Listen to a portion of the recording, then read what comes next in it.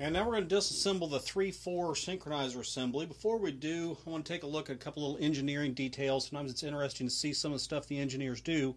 We looked at this little fluid tray that sits just inside the upper part of the case, and we talked about how when the transmission's rotating clockwise, that's going to throw fluid into that tray, and that tray is situated in the transmission so that it feeds fluid up into this front bearing in the case assembly. So that's how we make sure we have plenty of fluid up into that front bearing.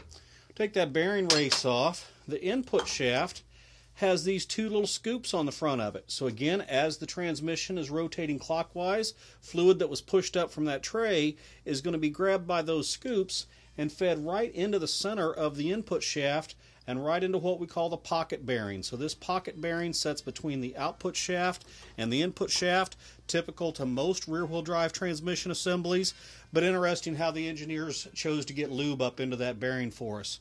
So we'll go ahead, pull our input shaft off. That, of course, was removed separately as we disassembled the transmission, but I wanted to place it back on for clarity as to how it all goes together.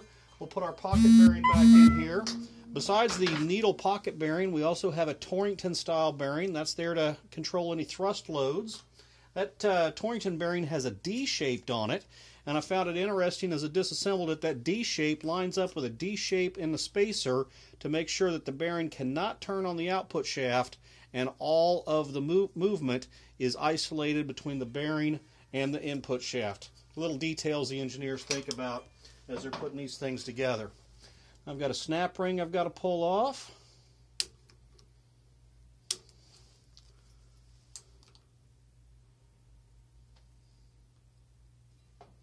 There we go. And here's that little spacer. Again, you see the D-shaped detail that they put in there to line up to that bearing. We'll have to pay cautious attention to that as we put it together. Here's our 4th gear blocking ring, and that's going to ride against our input shaft in order to synchronize its operation. We'll talk about the blocking rings a little bit more in another video.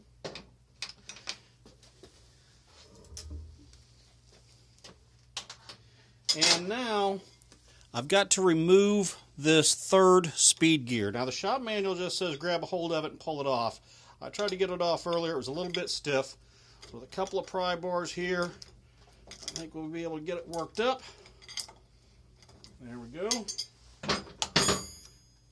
And there is our 3/4 hub and sleeve with the synchronizer keys or synchronizer inserts are still captive in there. And then here is our 3rd gear blocking ring and our 3rd gear speed ring. Now, in some transmissions, all your blocking rings are the same.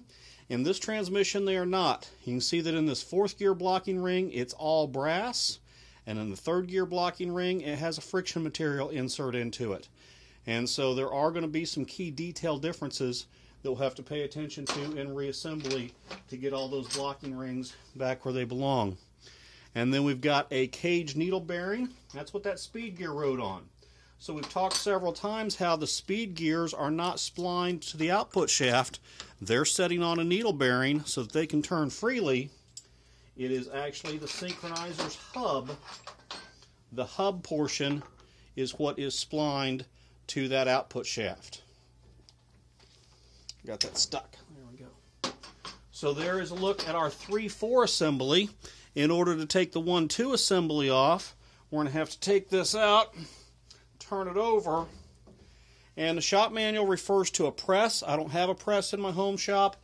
I hope to get a puller set up in the next video in order to get the 1/2 synchronizer assembly removed.